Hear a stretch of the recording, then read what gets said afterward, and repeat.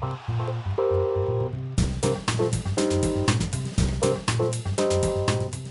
marché de l'export est un déterminant du prix du porc et des pièces de découpe, et je vous propose aujourd'hui un résumé des principaux éléments à retenir sur le sujet.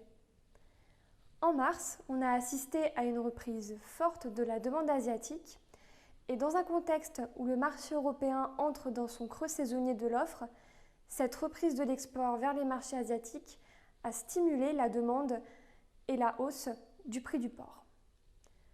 Le commerce mondial de viande porcine se concentre principalement sur l'Asie, qui absorbe 78% des volumes de viande et de coproduits échangés dans le monde, et en particulier sur la Chine. Les importations de la Chine ont effectivement rebondi au mois de mars, de l'ordre de 12% entre février et mars, tout comme les importations de Hong Kong, du Japon, des Philippines, de la Corée du Sud ou encore du Vietnam.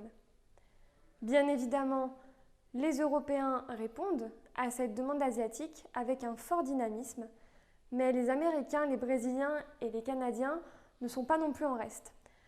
Eux aussi ont affiché de belles croissances sur le marché de l'export au premier trimestre. Ces exportateurs affichent tous de meilleurs résultats que l'an dernier. Les envois de l'UE vers les marchés tiers ont progressé de 22% au premier trimestre 2021 par rapport à 2020 et les exportations du Brésil de 40%. Aux USA et au Canada, les ventes à l'export se stabilisent tout en restant soutenues. En Europe, seule l'Allemagne affiche un recul des exportations sur les marchés tiers, moins 48% au premier trimestre, car l'Allemagne reste pénalisée par la présence de la FPA. En revanche, les envois de viande redirigés vers Hong Kong ne cessent de se multiplier. Les envois vers Hong Kong ont atteint plus de 36 000 tonnes au cours du premier trimestre. En Espagne, le débouché des marchés tiers prend de plus en plus d'importance. Plus de 70% des volumes exportés sont destinés aux marchés extra-européens et 57% pour la Chine seulement. Avec plus de 590 000 tonnes expédiées à travers le monde au premier trimestre, l'Espagne s'est hissée à la première place et loin devant les autres exportateurs européens.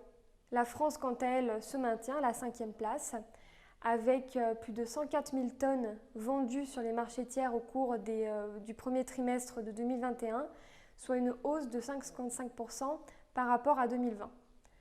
Dans les prochains mois, les exportations mondiales resteront vraisemblablement fortes et surtout stimulées par la demande des marchés asiatiques, toujours déficitaires en viande. Merci et à bientôt dans Ecoport.